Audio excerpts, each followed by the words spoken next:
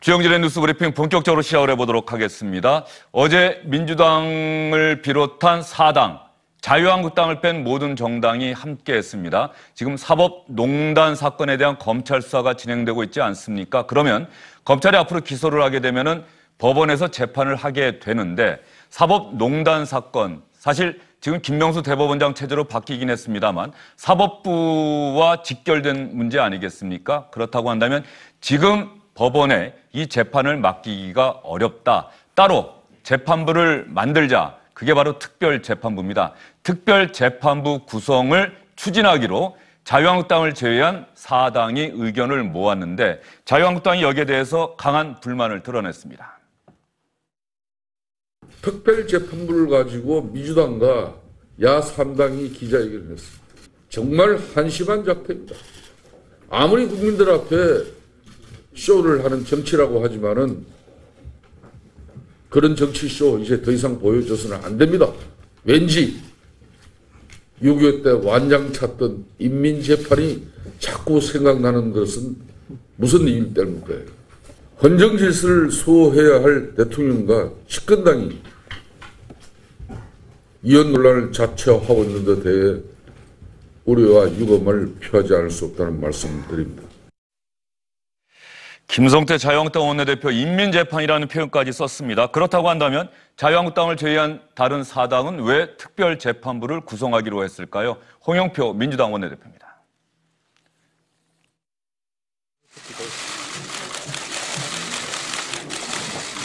오늘 사법농단 관련 특별재판부 설치를 촉구하는 기자회견을 바른미래당의 김관영 원내대표, 또 민주평화당의 장병환 원내대표, 정의당의 윤세화 원내대표와 함께 하게 됐습니다. 사법농단 수사 진행 경과를 보면 법원이 과연 수사에 협조하고 사법농단의 진실을 밝힐 의지가 있는지 의구심을 지울 수 없습니다. 이 이야기를 오늘 자세히 다뤄드리도록 하겠습니다. 이상일 전 국회의원, 김성환 시사평론가, SBS의 박문신 논설위원 함께합니다. 세 분 어서 오십시오. 예, 안녕하십니까. 지금 민주당을 비롯한 4당 그리고 자유한국당 얘기 다 들어봤습니다. 현재 저 공방만 계속하고 있는 거죠. 구체적으로 어떻게 추진한다 뭐 이런 움직임이 있습니까? 아직까지 구체적으로 된 것은 없고요. 특별재판부를 구성하는데 합의한다까지만 이제 4당 원내대표가 합의를 한 거죠. 약속을 한 거고요. 결국 핵심은 지금 논란의 쟁점이라는 게 결국 양승태 대법원장 시절 그 법원행정처의 이른바 그 사법행정권 남용 의혹, 이건 검찰 수사 상황 아니겠습니까? 그래서 이걸 구성하자 했던 4당의 입장은 법원의 영장 기각이라든가 일종의 그 제19 감싸기 이게 계속되니까 그래서 별도의 재판부를 꾸려서 심리를 진행해야 된다 하는 것이 이제 4당의 논리고요. 예. 반면에 자유한국당은 이 사법부가 현 정부가 임명한 김명수 대법원장 체제의 사법부인데 그것도 이미 그 코드 사법부라는 비판을 받고 있는 건데 그것도 못 믿어서 입맛에 맞는 판사만으로다가 별도의 재판부를 구성할 거냐 이런 논리인 거죠. 그리고 이제 시기적으로 봤을 때 뭐 공사라든가 또는 공공기관의 고용세습 문제, 논란이 되고 있는 평양 공동선언과 남북 군사합의서 비준 문제 이런 이슈를 덮기 위한 또 다른 카드로 활용하는 것 아니냐 하는 의혹을 갖고 있는 것이 자유한국당의 시각입니다. 그러면 두 분의 의견을 좀 여쭙겠습니다. 특별재판부 구성 추진, 이상일 전 국회의원은 찬성하십니까? 반대하십니까? 저는 반대를 합니다. 일단 반대. 김성환 평론가는 어떠세요? 네, 저는 뭐 찬성합니다. 찬성합니다. 네. 그러면 두 분의 의견이 엇갈리고 있으니까 잘 됐습니다. 그러면 먼저 찬성하는 쪽부터 의견을 한번 들어보겠습니다. 뭐 방금 전에 말씀하셨던 것처럼 특별재판부를 지금 뭐 여야 4당이 좋아서 만든 건 아니잖아요. 그러니까 왜 이렇게 될 수밖에 없었는가는 아마 국민들께서 잘 알고 계실 겁니다. 지금 과거 양승태 대법원장 시절에 있었던 상고법원 설치와 관련해서 이른바 청와대와 이 법원 행정처 간에 일종의 모종의 거래가 있었다고 하는 흔적들이 계속 나오고 진술도 지금 나오고 있는 상황 아닙니까? 예. 근데 그 부분에 대해서 결국은 이 현 재판을 담당하고 있는 판사들이 거기에 연루될 가능성이 굉장히 높다고 하는 게 국민들의 지금 의혹의 시선 아니겠습니까? 그러니까 우리 축구에 비유를 하면은 심판이 제대로 지금 심판을 역할을 할 수가 없는 상황이라고 보기 때문에 최대한 객관적인 사람들로 구성된 특별재판부를 만들어서 재판을 하는 게 맞다. 뭐 이런 그 가장 아주 상식적인 기초적인 의문에서부터 시작되는 얘기인 것 같고요. 다만 지금 이제 자유한국당에서 얘기하고 있는 것처럼 위헌 논란이나 이런 부분들이 제기될 가능성 충분히 있다고 보는데 그러면 다른 대안이 있느냐는 거예요. 결국 현재 판사들이 사법농단과 관련돼 있을 가능성이 높은 사람들이 자기 재판을 자기가 하는 상황인데 이런 부분에 대해서 국민들이 용납할 수 있겠냐는 거죠. 예, 알겠습니다. 거기까지 들어보도록 하고요. 이상일 전 국회의원은 왜 반대하십니까? 지금 김성환 평론가 이야기는 우리가 지금 재판하는 판사 수가 아주 소수여가지고 다 연루가 돼 있다면 일리가 있어요. 근데 지금 판사 숫자가 얼마나 많습니까? 지금 서울중앙지법 형사합의부만 해도 지금 관련된 분들이 일부 있어요. 근데 그보다 관련이 안 된 판사들이 더 많은 걸로 알려져 있습니다. 그래서 현행 지금 헌법 시스템에 따르면 충분히 독립적인 재판을 할 수 있는 거예요. 그 다음에 우리 헌법 정신 기본으로 가자는 거죠. 그러니까 문제의식은 이해가 됩니다.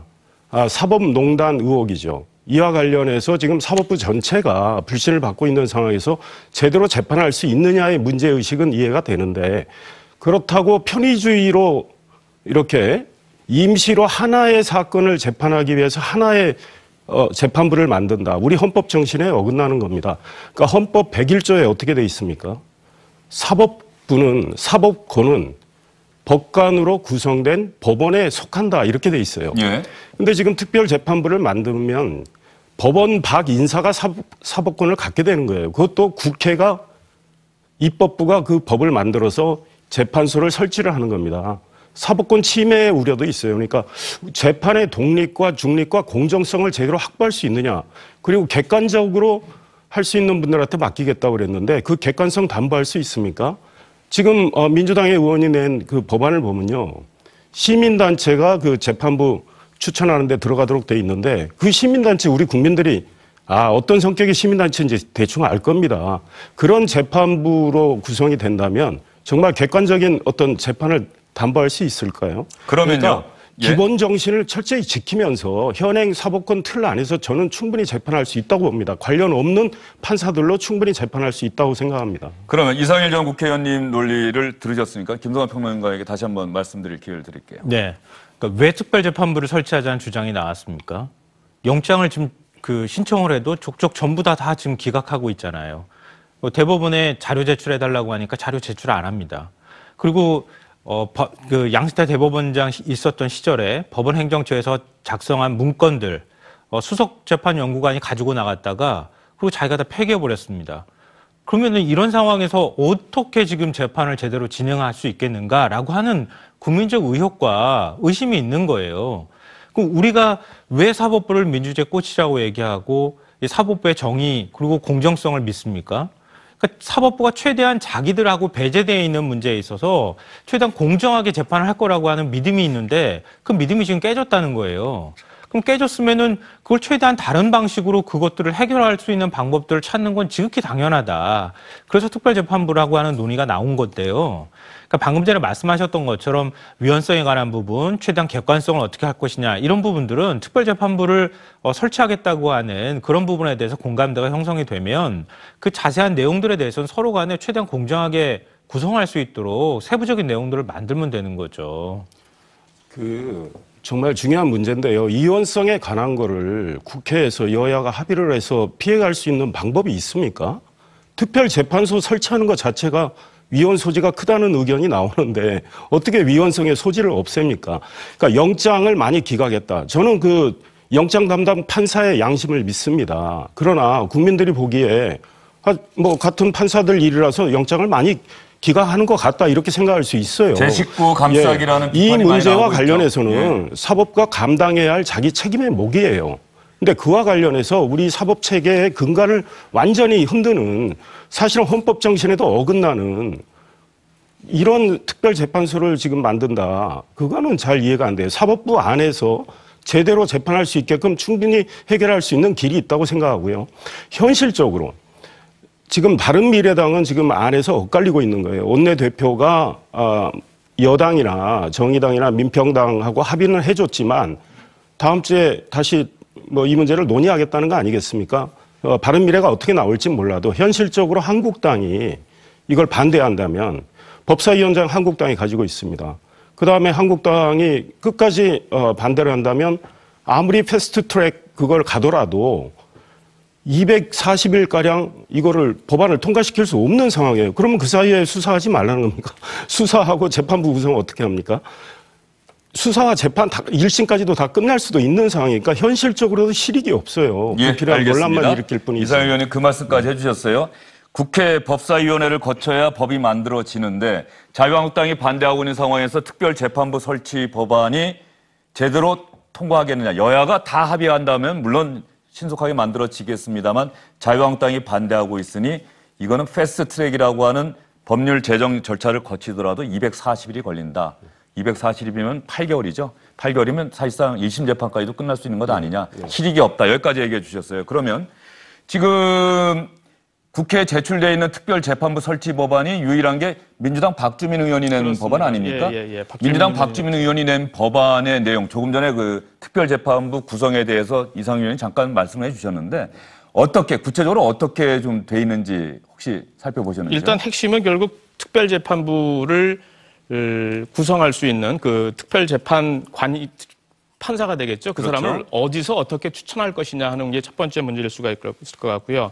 그다음에 박주민 의원이 낸 것 중에서 1심은 국민참여재판으로 한다는 부분이 포함되어 있습니다. 이 두 가지가 지금 쟁점이거든요. 그래서 박주민 의원이 법안을 낸 대표 발의한 법안은 대한변호사협회가 간접적으로 참여하고 시민단체라든가 이런 것들이 참여하는 특별재판부 후보 추천위원회에서 현직 판사 3명을 서울중앙지법과 서울고등법원에 배치한다. 예. 그리고 1심에 한해서는 국민참여재판으로 진행한다. 이렇게 돼 있는데 이 부분에 대해서는 이 특별재판부 합의를 해준 바른미래당의 김관영 원내대표조차도 이 법안으로서는 우리는 찬성할 수 없다. 이 법안에는 동의하지 않고 이 국민참여재판 의무화 문제라든가 특별재판부 추천위원회 구성 문제라든가 이런 부분들은 조금 더 논의해 보겠다 하는 약간 유보적인 입장입니다. 앞으로 이 특별재판부를 구성하자라고 의견을 모은 사당조차도 법안의 구체적인 내용 갖고는 이제 앞으로 실무 협상을 해야 된다는 얘기군요. 그렇습니다. 그렇다고 한다면 아직까지 특별재판부 설치 법안이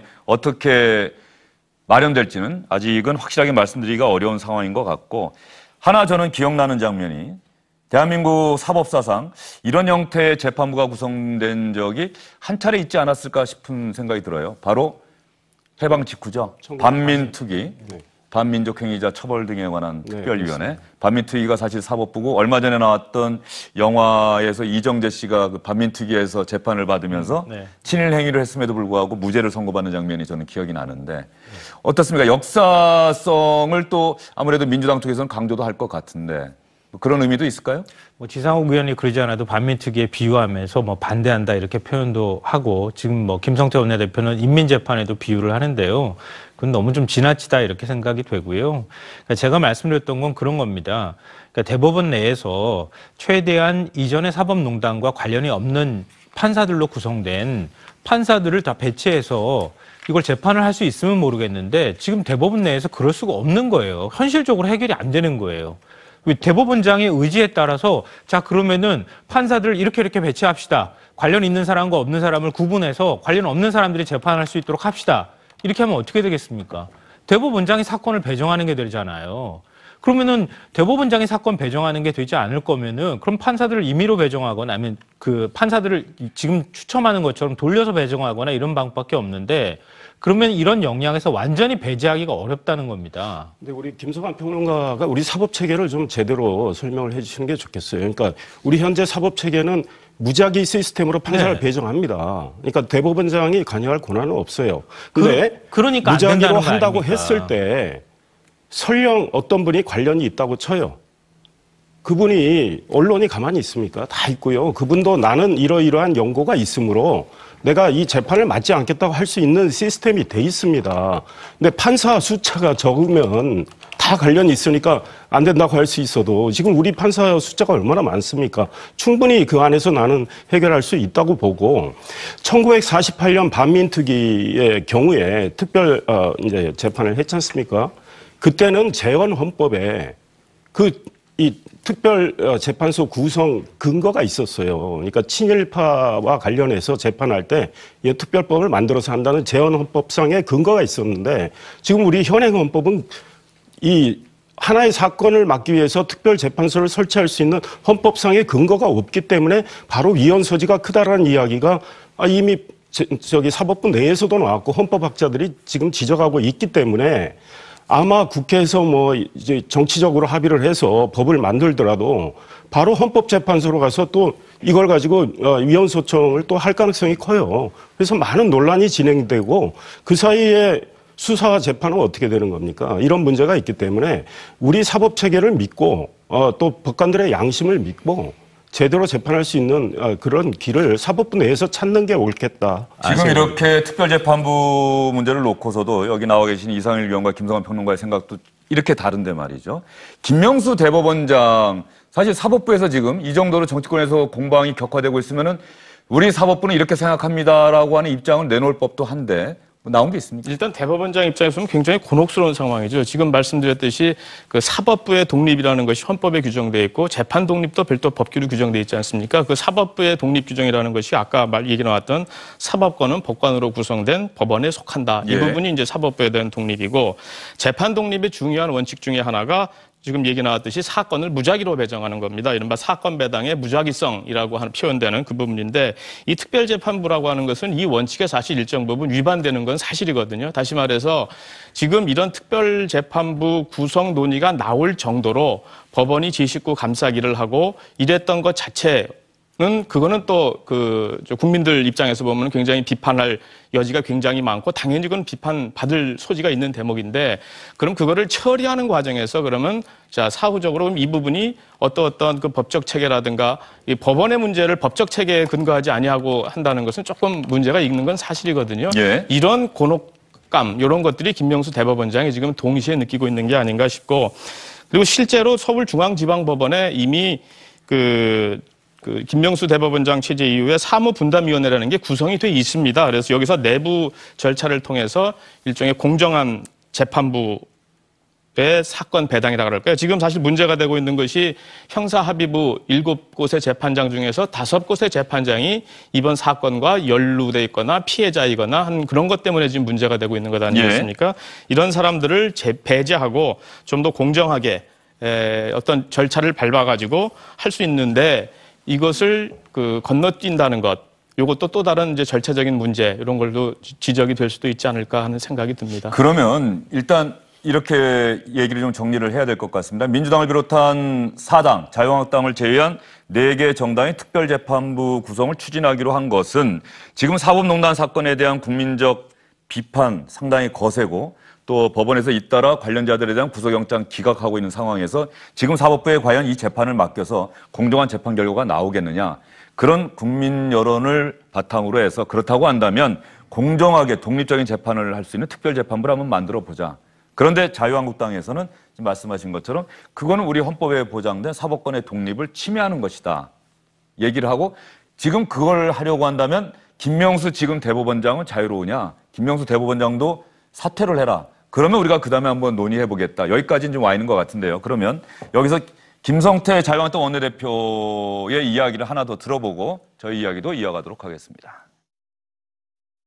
특별재판부가 설려면은 지금 김명수 대법원장이 자진해서 사퇴하든지 그렇지 않으면은 사퇴를 마무리해 주든지 이렇게 해서 실질적인 지금의 사법부를 부정하는 그런 대법원장이 존치한 가운데 특별사법재판부를 이야기하는 것은 문재인 정권이나 민주당이 야권 공조를 파괴하려고 하는 정치 행위이자 그 이상도 이하도 아닙니다.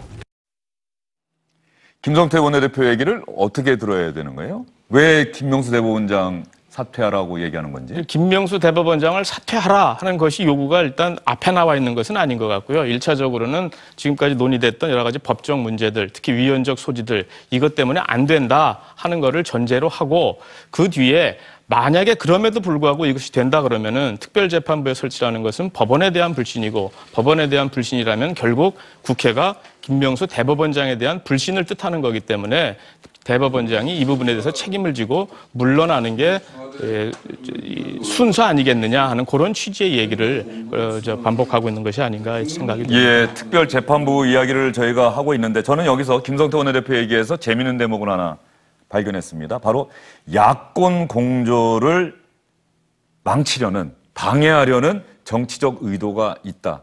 왜냐하면 얼마 전에 고용세습 의혹에 대한 국정조사 요구서를 자유한국당과 바른미래당, 민주평화당이 공동으로 발의를 했고 정의당도 거기에 나중에 강원랜드 채용 비리까지 하면 우리도 찬성한다고 했단 말이죠. 네. 그런데 바른미래당, 민주평화당이 이번에는 이 특별재판부 구성 설치에는 또 민주당 손을 들어줬어요. 네. 자유한국당 입장에서는 좀 이거 뭐지? 뭐 어떻게 돌아가는 거지? 이런 의구심을 좀 가질 법한 상황이다 이런 생각이 이 좀 드네요. 다당제 상황에서 소수 정당이 할 수 있는 일이거든요. 캐스팅 보트 역할을 하는 건데 한국당은 그렇게 생각할 수 있어도 별로 저는 설득력은 없다고 봐요. 그러니까 사안별로 각 당의 입장이 정해져서 행동을 하는 거기 때문에 일부러 자유한국당을 왕따시키기 위해서 그랬다. 이런 생각은 하질 않고요. 지금 소수 정당들은 각자 자기들의 이 판단에 따라서 그런 결정을 한다고 봅니다. 예, 김성환 평론가는 어떻게 보세요? 앞으로 바른미래당, 민주평화당 계속해서 저런 모습을 보일 수도 있을 것 같은데. 네, 그렇죠. 사안별로 어느 쪽 정책적으로 같이 이제 공조할 수도 있고 아니면 또 다른 쪽으로 여야를 왔다 갔다 하면서 지금 할 가능성이 이제 높고요. 지금 이제 정개특위도 다시 가동이 시작됐지만 나중에 선거구제 개편이나 이런 거 할 때도 또 같은 현상이 나타날 가능성이 있거든요. 저는 김성태 원내대표의 말의 취지는 지금 이제 고용세습 문제나 이런 것들로 굉장히 이슈화를 시키고 있는데 특별재판부 문제로 다른 야당하고 공조를 해가면서 지금 그 프레임으로 다시 고용세습 문제를 덮으려고 하는 거 아니냐 이런 의혹이나 의심이 있고요. 실제로 국정조사 얘기는 좀 들어갔어요. 예, 예. 그리고 둘째로는 나중에 가서 결국은 우리한테 이거 하나하나씩 교환하자고 얘기하려고 하는 거 아니냐라고 하는 의심 또한 같이 갖고 있는 거 아닌가 싶습니다. 이 하나하나 교환하자. 국정조사와 특별재판부를 교환하자. 민주당이 혹시 이런 생각 갖고 있는 것 아닌가? 그러면 자유한국당도 거기에 못 이기는 척 응하는 것 아니냐? 정치에선 흔히 있을 수 있는 일 아닙니까? 결과적으로는 또 어떻게 될지도 예. 모르겠지만 지금 당장은 김성태 원내대표가 이 특별재판부 관련 부분은 위헌적 요소가 있기 때문에 위헌적 요소가 있는 사안과 또 다른 국정조사를 바터하는 것은 있을 수 없다. 이렇게 일단 선은 긋고 있습니다. 선은 긋고 있는데 말씀하신 대로 정치라는 게 워낙 생물체 같은 그런 거기 때문에 또 이 상황이 어떻게 바뀔지 결과적으로 보면 여기서 지금 전국에서 제일 캐스팅 보트를 진 거는 결과적으로 바른미래당이 돼버렸습니다. 그러니까 바른미래당 입장에서 보면은 이걸로 통해서 나름대로의 자기의 존재감을 한번 알릴 수 있는 그런 계기도 됐기 때문에 바른미래당 나름대로의 또 다른 정파적일 수도 있고 자기 나름대로의 존재감을 알리는 그런 정치 전략일 수도 있을 수 있는데 그것이 어떻게 결정될지 좀 지켜봐야 되지 않을까 싶습니다. 예, 바른미래당에는 이상일 의원께 잠깐 여쭤볼게요. 판문점 선언 비준 문제 나왔을 때도 손학규 대표나 이런 분들은 좀 적극적이었는데 지상욱 의원이 제동을 걸었고 이번에도 또 지상욱 의원이 특별재판부 문제에도 제동을 건 거죠? 네, 그렇습니다. 지상욱, 이현주, 이학재 의원. 이현주 의원도. 그분들이 지난번에도 그랬거든요. 그러니까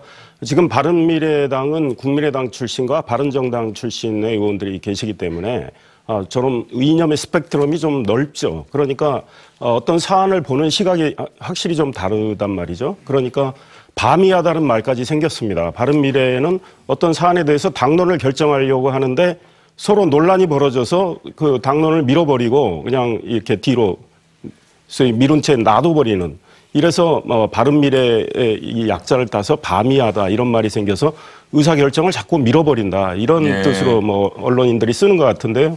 오늘 또 이 문제와 관련해서 특별재판소 문제와 관련해서 바른미래당은 밤이하는 거 아니냐 이런 이야기까지 나오고 있는데 치열한 토론을 통해서 당론을 정하거나 아니면 의원 개개인에 맡기거나 어차피 법안 처리를 할 때 본회의에서 의원들이 표결권을 행사하기 때문에 바른미래당은 어떤 결정은 해야 되겠다 이런 생각하고 있습니다. 예, 바른미래당이 그런 면에서 캐스팅 보트를 쥐고 있다는 박문신 논술위원의 분석이 적확하다.